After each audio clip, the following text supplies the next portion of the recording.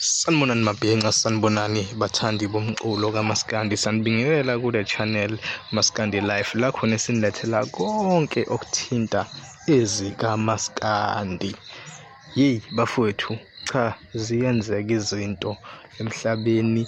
Izolo kuphume i-top 10 kwakusuka okukhulu ukukhuluma eNingizimu Afrika kwama-social media network, ngibala Twitter, Instagram, TikTok, bekutrenda uDJ Hlo, and bekungatrendi ukuthi ukuhlukanisa unyaka phela, kodwa abantu abaningi bebekhona nokuthi abamazi lo muntu oqhamuke ezohlukanisa unyaka azohlula ingoma enkulu kangaka.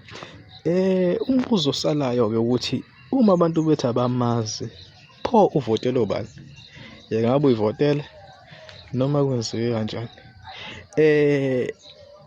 Anginazi iy'mpendulo zalokho. Iy'mpendulo zalokho zingaba sokhozini, kodwa ngiyacabanga ukuthi ngike ngazama ukuthi ngenze olwami uphenyo oluncane. Kulolu phenyo engilenzile ngiye ngabuka lezi ngoma okuyizona ey'threndayo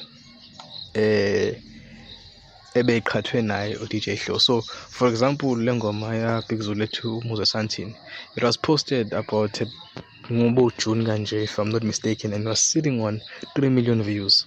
Ingoma kaMakhaya ethi Ganama ibihleli ku 6 million views, and uDJ Hlo surprisingly lo ophuma number 1, ingoma yakhe iposted about 4 months ago ethi Sibani ku-YouTube, and ibihleli ku 40,000 views ngibheka.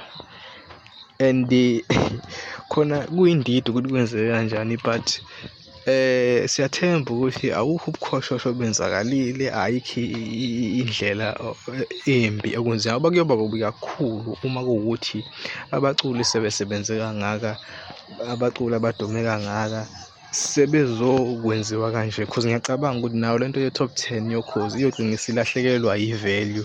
Abanye abaculi bazogcina sebengayi-involve kuyona because of lezi zinto ezenzakalayo. It can't be correct ukuthi ingoma ehleli 30k views ihlule ingoma ehleli ku 3 million views.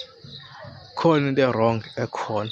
Abanye in fact bebeqala ukuyizwa le ngoma DJ Hlo enkathi imemezela ukuhlukaniseni unyaka. So lokho kukodwa kuyinto enga-understandeki. But anyway bafowethu, niphephe bafowethu, happy new year, merry Christmas. Impilo iyaqhubeka bafowethu, siqhubeke bafowethu, siphushe impilo zami bafowethu, sihlanganise lehlanganisa khona bafowethu. Ngizozwa ngawe nje ama-comment ukuthi wena uyibone kanjani i-top 10, wena ubona kanjani, ingabe kuyagwaza okhozini? Awungitshele la kwama-comment bafowethu. Ungakhohlwa futhi ukusubscribe, like, share i-video. Sure.